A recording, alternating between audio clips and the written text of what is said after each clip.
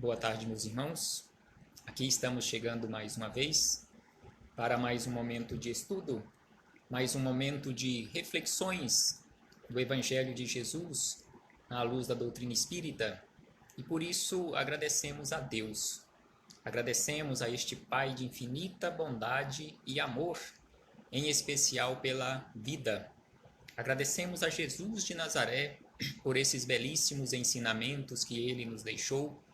Agradecemos aos espíritos amigos pelo amparo, pela proteção, pela assistência que sempre tem nos dado ao longo da nossa trajetória milenar, nesta caminhada de seres imortais que todos nós somos, essa caminhada para a iluminação que constantemente recebemos amparo, proteção, assistência, de acordo com as nossas necessidades.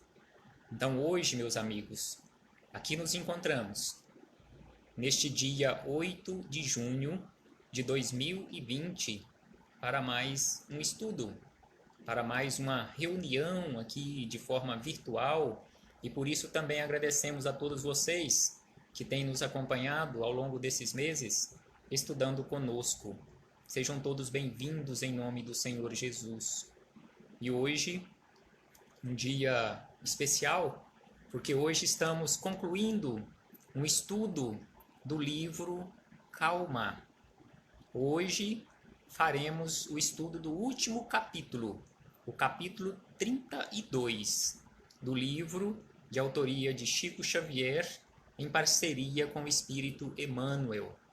E este capítulo 32 nos fala exatamente sobre a prece. Tem como título Petição e Resposta, ou seja, pedido e resposta. Como nós estamos fazendo as nossas preces? Será que nós já aprendemos, depois de 2000 anos em que Jesus nos ensinou a orar, será que nós já aprendemos a fazer as nossas preces?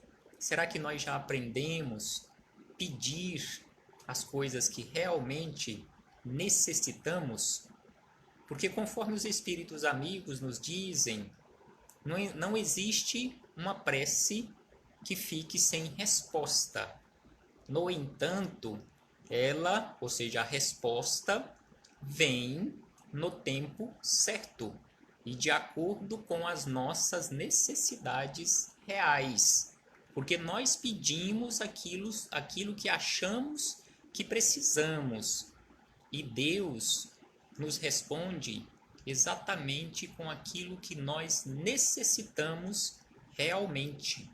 É por isso que em muitas situações nós até questionamos Deus, até questionamos a prece. Por que orar se Deus não responde às minhas preces? Não, responde sim, só que de acordo com o que precisamos realmente.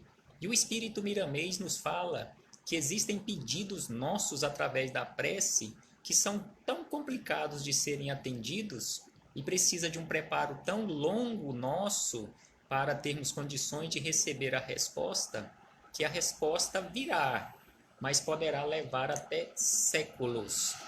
E André Luiz nos afirma que não existe uma que fique sem resposta. Então aqui o Espírito Emmanuel, neste capítulo 32, neste último capítulo do livro Calma, ele começa dizendo o seguinte: quando te dirijas à divina providência, rogando algo, não te permitas o mergulho na aflição improdutiva, capaz de conturbar-te o ambiente, retardando a concessão que desejas. Então aqui ele nos fala, nos chama a atenção que até para pedirmos nós temos que ter equilíbrio.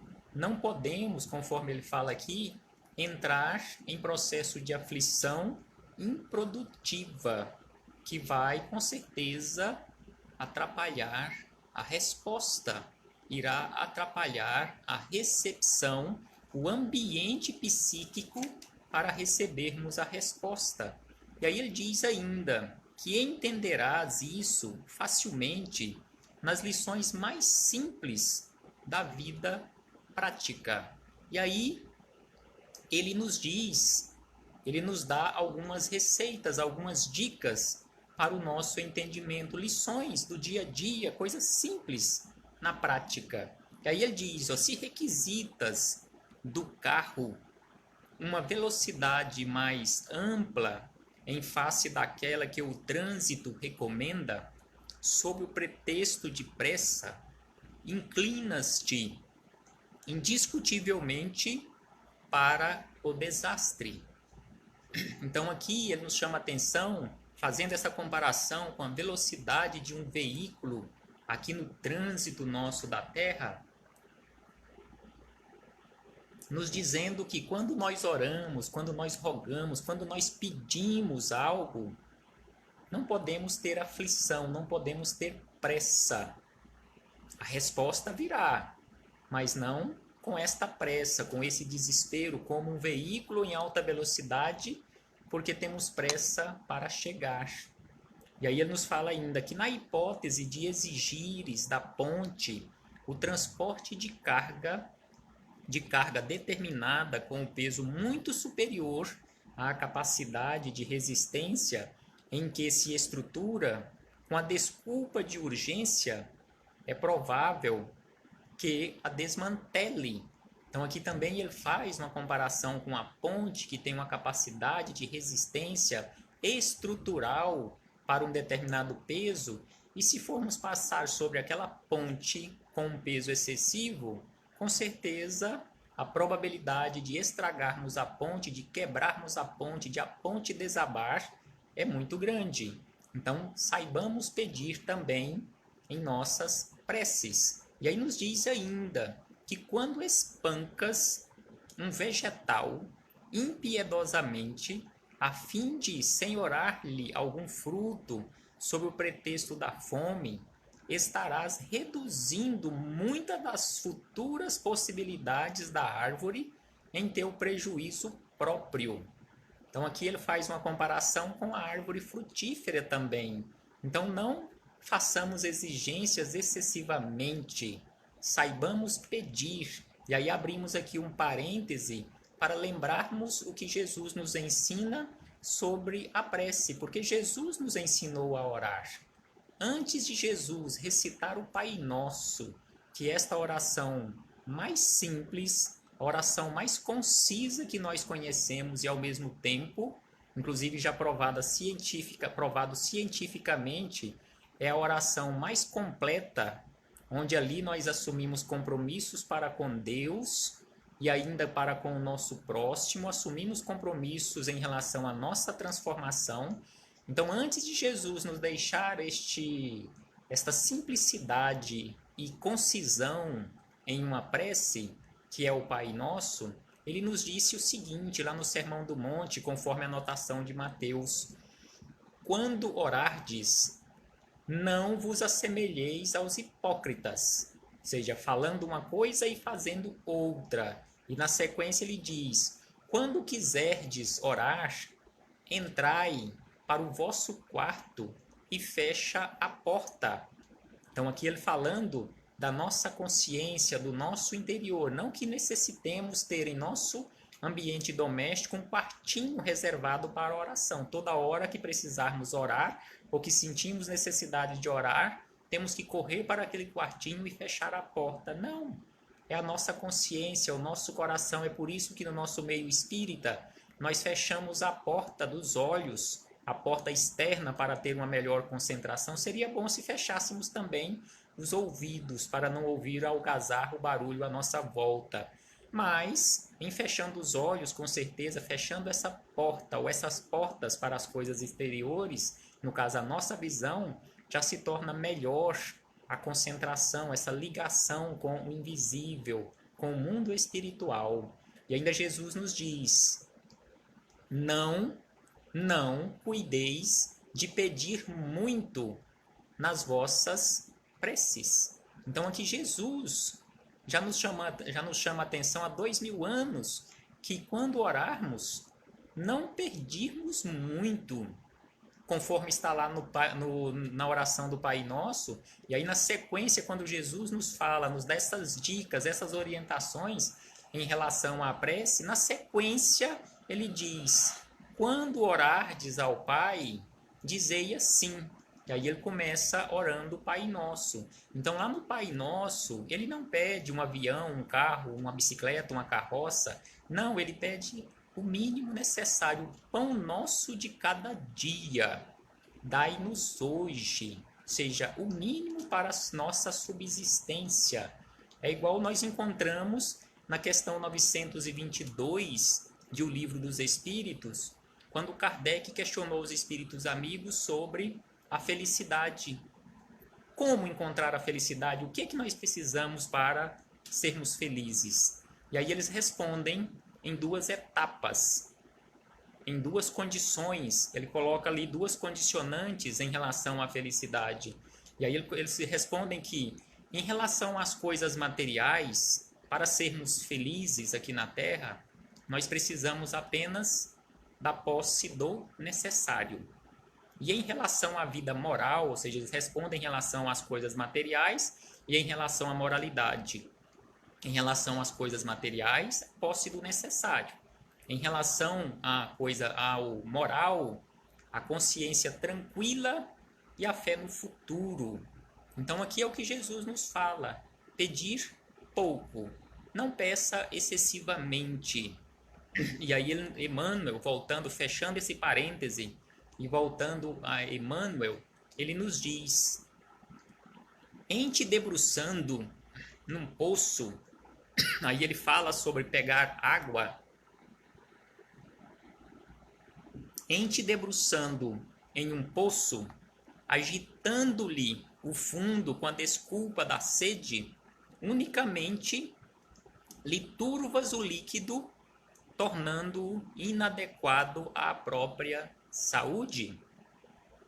E aí ele segue dizendo: em teus requerimentos à vida maior, formulando-os com cuidado, e formula-os com cuidado e continua no trabalho que o mundo te conferiu, esperando pela manifestação do poder divino através das circunstâncias do caminho em que te encontras. Então vejamos o que Emmanuel nos fala e nos orienta, que quando orarmos, não fiquemos de braços cruzados. E é exatamente por isto nós encontramos na palavra oração o orar acompanhado de ação. É por isso a palavra oração. Não adianta simplesmente orar e não entrar em ação. Não adianta simplesmente orar e não ter atitude. Então é por isso que Emmanuel nos fala que quando formularmos os nossos pedidos, tenhamos cuidado em continuarmos trabalhando de acordo com o que nós temos em relação aqui ao mundo, as nossas obrigações. Inquietação, acrescenta Emmanuel, inquietação desnecessária atrasa o socorro previsto. E aí ele diz, para encerrar: sejam quais forem os obstáculos que te surjam à frente, na expectativa do apoio que solicitas dos céus, não desesperes, nem esmoreças. Então aqui ele nos chama a atenção: não se desespere e nem esmoreça. Ore e continue agindo. Ore e continue trabalhando. Não desista, não desmoreça, não desesperes. Se a resposta do mais alto aos pedidos que fizeste parece demorar, conforme nos fala e nos orienta Miramês, pode levar até séculos, mas um dia a resposta chegará. Então, se te parece demorar excessivamente, é que a tua rogativa, de certo, reclama análises mais profundas. Se os nossos pedidos forem muito complicados, Então, exigem análises mais profundas, a fim de que futuramente não te voltes contra a lei da vida, alegando haver caído na imprevidência que terá nascido de ti mesmo e não do Senhor, que sabiamente nos reserva sempre o melhor. Então aqui Emmanuel encerra este livro e encerra este capítulo dizendo que Deus, na sua infinita bondade, no seu infinito amor, na sua infinita misericórdia, nos reserva sempre o melhor. Nós é que ainda não sabemos pedir. E é por isso que em muitas situações os nossos pedidos, que são tão complicados, em muitas situações nós achamos que eles não foram respondidos. É igual nós olharmos os nossos filhos ainda quando não sabem diferenciar o que é bom ou o que é ruim para a sua vida, no início da sua trajetória, por exemplo, nós pais, se agirmos com sabedoria, nós não vamos dar um tipo de alimento para eles que vai prejudicar a sua saúde. Nós vamos escolher sempre o melhor. Assim é Deus. Nos dá sempre o que nós precisamos, o melhor para a nossa vida. E como nós estamos encerrando hoje, neste momento, os estudos deste livro, Calma, relembremos alguns pontos que estudamos neste livro em relação aos títulos dos capítulos. Vamos relembrar aqui alguns só para aguçarmos a nossa vontade de voltarmos nestas reflexões e estudarmos mais uma vez. Então, nós estudamos sobre os encargos da vida, ou seja, as nossas obrigações. Nós estudamos também sobre a nossa passagem aqui pela Terra, o que nós estamos fazendo aqui na Terra. Nós estudamos também sobre paz, estudamos sobre crises, estudamos sobre serenidade e paciência. Nós estudamos sobre a necessidade de reforma íntima urgentemente para a nossa vida. Nós estudamos sobre as prevenções. Nós estudamos também sobre o lado melhor das coisas, que via de regra nós só enxergamos o lado sombra e não enxergamos o lado luz das coisas e das pessoas. Nós estudamos também sobre as pessoas queridas. Nós estudamos também sobre as irritações, sobre os nossos relacionamentos, sobre riquezas, sobre problemas domésticos. Nós estudamos sobre as reprovações, sobre usufruto, ou seja, nós aqui estamos na Terra apenas na condição de usufrutuários, não somos proprietários de nada.